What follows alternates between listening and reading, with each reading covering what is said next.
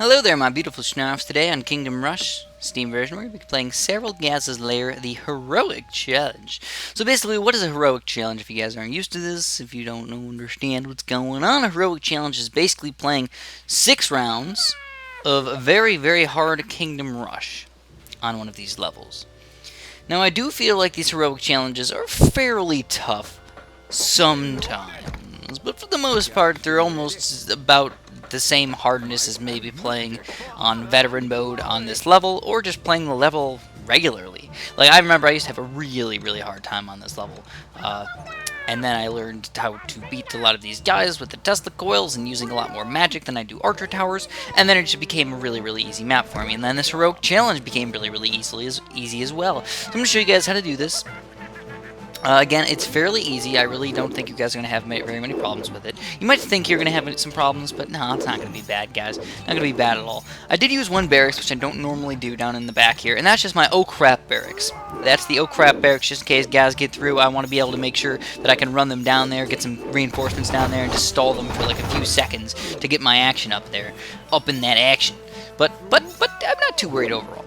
So just a few regular brigands coming here. As you can tell, the Testicle is just whoop, taking them down. We got a few stronger guys here on round 1. Wow, you're not really used to that. But again, this is a Heroic Challenge, so they got to make it more difficult. Throughout this Heroic Challenge, pretty much every single time the round is able to come out, I will probably send it out, because that's the way I like to roll.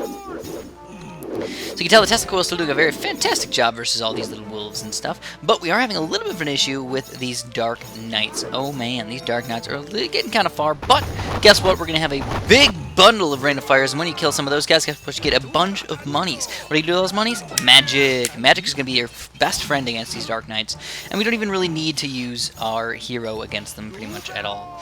We don't need to. We can just leave him up on the top there. Now, I'm doing an okay job at using him in an okay fashion, I suppose. Maybe move him up towards the front a little bit if you want to get him some more experience, but at the moment, this is pretty much how you want to do it.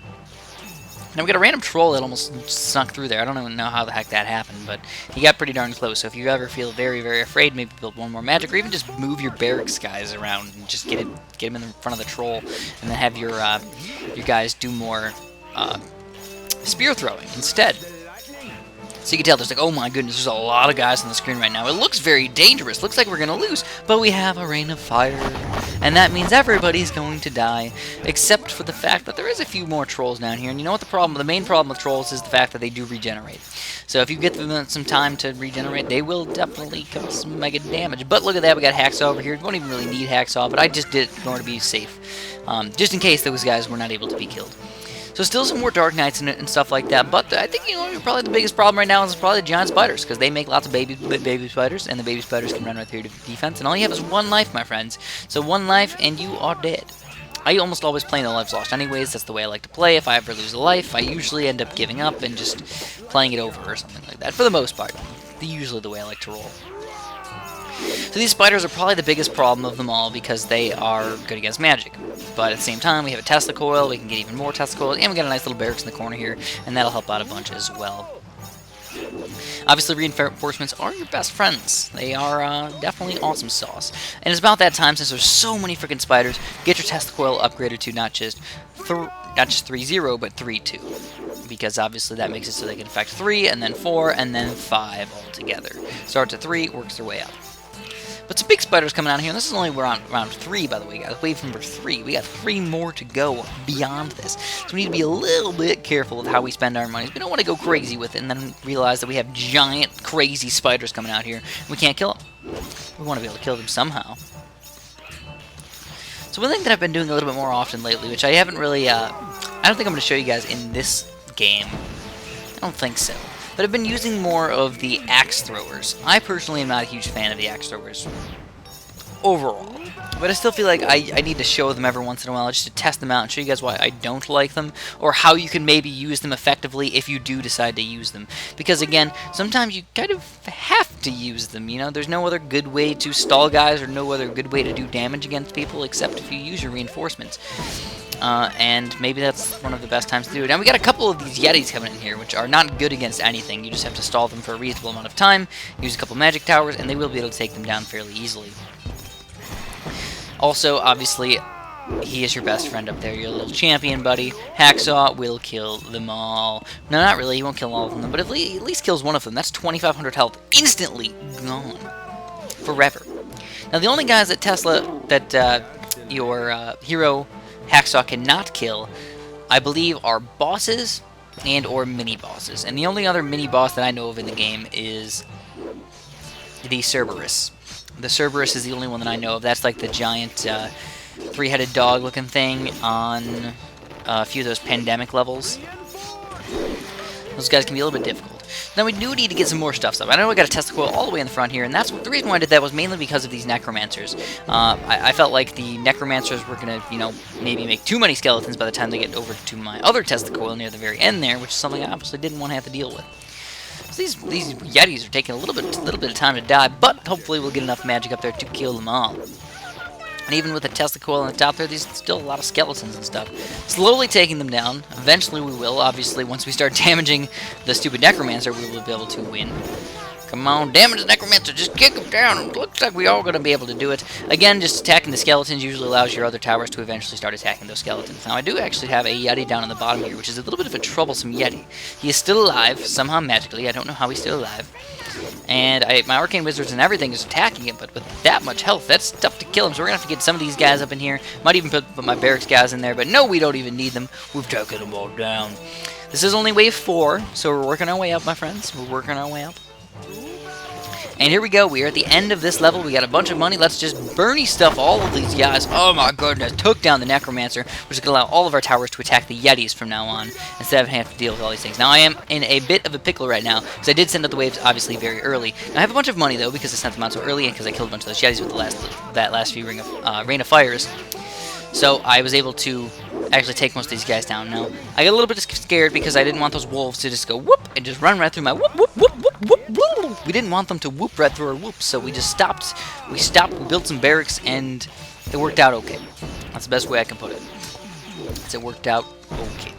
Anyways, the testicles take down the skeleton, or not the skeleton, the wolves and the wargs pretty darn easily anyways. So you usually don't have to worry, but I'm a worrier, so I usually just build stuff just in case purposes. Obviously, if it's not that big of a problem for you, just in case things aren't usually that bad. So we still do need to take down a lot of guys, but we have a lot of money. How do I want to spend all my money? I'm thinking maybe another barracks? Maybe another Tesla coil? That's what I meant, Tesla coil, not barracks. What am I thinking? I want a Tesla coil. We're going to get him all the way up, I think. A 3-2 Tesla coil. That would be a very fantastic Tesla coil to get supercharged bolts too. Alrighty then. So we have one Tesla coil on the left, one Tesla coil around the right. And I consider that one in the middle there kind of generally in the middle, because you get an attack on the left, and if they come all the way around, you can get like a last-ditch attack on the right side there as well.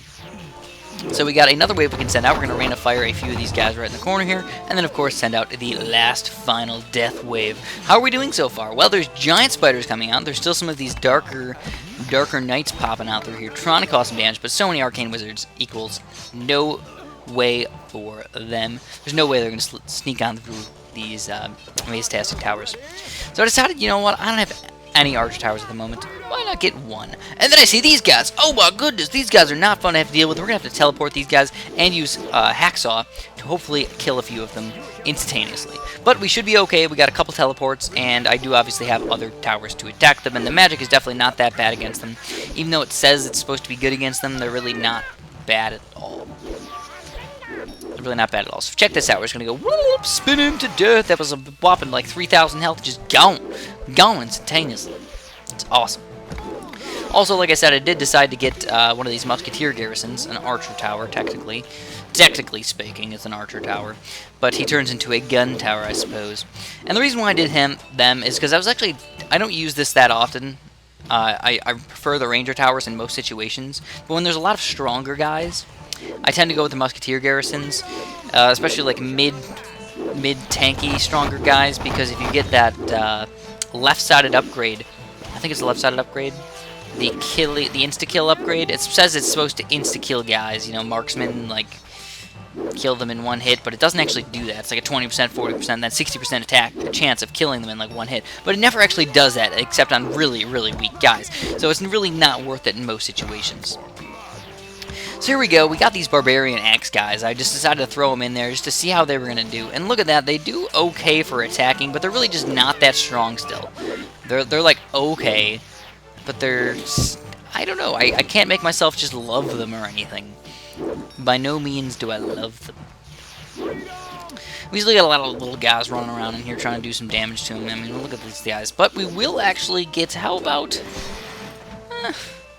could do that or throwing axes. We'll get the throwing axes. We'll get them all the way up. So let's check out these throwing axes. And this is the way that I would personally use the Barbarian Axe guys. I would use them as throwing axe guys. And I would probably end up using... If I did it, like, perfect, I would probably end up using a barracks more towards... like... just in front of them, so they would take the brute force of just taking all the damage while those guys throw axes at everybody. And that would just be absolutely perfect if you ask me, because then they're doing damage, they're not really dying, because obviously when they hand attack, they don't do as much damage as when they throw stuff, as usual. As usual, my friends. But it looks like we're going to take these guys down nice and easy. One little spider trying to get through here, but no way, Jose. We're going to take them all down, and we are going to win this game, my friend. Oh, wait, there's another spider. One little baby spider trying to sneak on through, but we teleported the crap out of him. Let's just get this triple cast shot and take him down. We got a 60% hit kill death ratio, and it doesn't even seem like it does a good job. Like, I mean, I didn't see a headshot, I didn't see any super damage things, I didn't see anything. But it's okay, we have beaten this level, and hopefully this helped you guys out if you're having any problems. Thanks for watching, have a super duper delicious day.